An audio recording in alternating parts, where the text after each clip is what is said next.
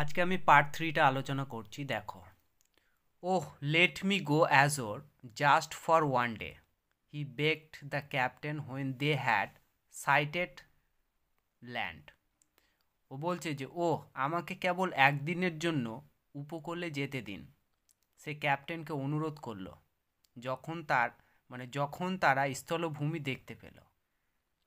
He promised he would return but the captain was unmoved. সে প্রতিশ্রুতি দিয়েছিল যে সে ফিরে আসবে, তবে ক্যাপ্টেন অধিনায়ক অনড় ছিলেন। However John could not stop dreaming of the land. যাই হোক, জন স্থলভূমির স্বপ্ন দেখা বন্ধ করতে পারেনি। ওয়ান কোয়াইট আফটারনুন হি লে fast asleep and fail to dreaming again. এক শান্ত বিকেলে তিনি গভীর ঘুমে ছিল এবং আবার স্বপ্ন দেখতে শুরু করলো। Unknown to him, the ship stood offshore from his old farm.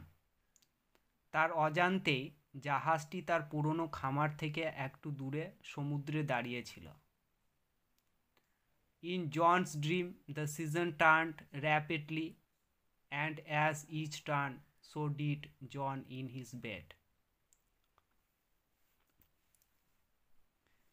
জনের স্বপ্নে ঋতুগুলি দ্রুত পরিবর্তন হতে লাগলো এবং প্রত্যেকটি যেমন পরিবর্তিত হচ্ছিল, তেমনি জল তার বিছানায় এপাশ ওপাশ করতে লাগলো। Consequently the cap on his head twisted round and about. ফলস্বরূপ কি হলো, তার মাথার টুপিটি এদিক ওদিক মুচড়ে যাচ্ছিল। It called up a squall from the clear sky that hit the ship without a warning. তার ফলে কি হলো, এটি একটা পরিষ্কার আকাশ থেকে একটা ঝড়ো বাতাস ডেকে আনলো, যেটা কোনো সতর্ক ছাড়াই জাহাজটির উপর আছড়ে পড়ল। The wind had been whirling about the boat, tearing the sails and snapping the spars. বাতাস জাহাজটির চারিদিকে ঘুরতে শুরু করেছিল, পাল ছিঁড়ে ফেলেছিল এবং মাস্তুলগুলি সশব্দে ভেঙে ফেলেছিল। It's his fault, the sailors cried. এটা তার দোষ, নাবিকেরা চিৎকার করে বললেন। They shouted in anger and fear and tried to rip the cap off his head. তারা রাগ এবং ভয়ে চেঁচিয়ে উঠল এবং তারা মাথা থেকে টুপিটি টেনে খুলে ফেলতে চেষ্টা করছিল। Well, they were unsuccessful, for it was a fairy cap. যাই হোক, তারা ব্যর্থ হয়েছিল, কারণ এটি ছিল একটা পরীর দেওয়া টুপি। They pulled it and twisted it. তারা এটিকে ধরে টানতে লাগলো এবং মোচড় দিল।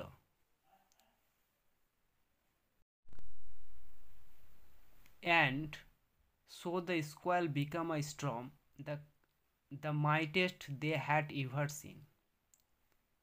এর ফলে কি হলো, ওই ঝোড়ো বাতাসটি একটা জোরালো ঝড়ে পরিণত হয়ে গেল, সবচেয়ে শক্তিশালী যা তারা কখনো দেখেনি। The captain ordered his man to bring John before him. Captain তার লোকেদের জনকে তার সামনে আনার আদেশ দিলেন। In anger he grabbed him by the tail of his striped cap, twisted him thrice and flung him out of the sea. রাগে তিনি কি করলেন, জনের ডোরাকাটা টুপিটার লেজটি ধরে তাকে 3বার পাক দিয়ে সমুদ্রের দিকে ফেলে দিলেন। But the winds called up by the cap spun the ships 3 times around. কিন্তু টুপিটির দ্বারা ডাকা বাতাসগুলি জাহাজটিকে 3বার পাক খাওয়ালো। As John went under the waves, the cap came off his head. যেহেতু জন ঢেউগুলির তলায় চলে গিয়েছিল, টুপিটি তার মাথা থেকে খুলে গেল। Soon the storm stopped and John swam ashore. শীঘ্রই ঝড় থামল এবং জন সাঁতারে তীরে গেল। দ্য ক্যাপ ফলোড হিম। টুপিটি তাকে অনুসরণ করল। When he got to the land, John picked up the cap and ran home to his mother and farm. যখন সে স্থলভাগে পৌঁছল, জন টুপিটি নিল এবং দৌড়ে বাড়ি গেল তার মায়ের কাছে এবং খামারে। Again in winter, when the snow lay heavy on the fields, he began to dream of the sea. আবার শীতকালে যখন মাঠে ভারী তুষার পড়েছিল, তখন সে সাগরের স্বপ্ন দেখতে শুরু করে। John went to the wardrobe, got out the fairy cap, and stared at it for a long moment. জন তার জামা কাপড় রাখার আলমারির দিকে গেল, পরীর দেওয়া টুপিটি বের করল এবং সেটির দিকে অনেকক্ষণ একদৃষ্টিতে তাকিয়ে রইল। Tucking it in his shirt, he ran out to the field. এটিকে নিজের ভিতরে চেপে ধরে সে দৌড়ে মাঠের দিকে গেল। He placed the wind cap under a stone where he knew the ferryman would find it.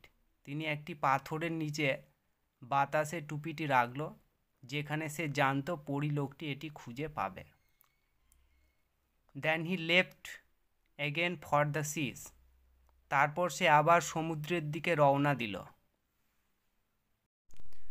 For the rest of his life, John spent half the year on ship and half on the shore, till at last he owned his own boat and 100 acres farmland.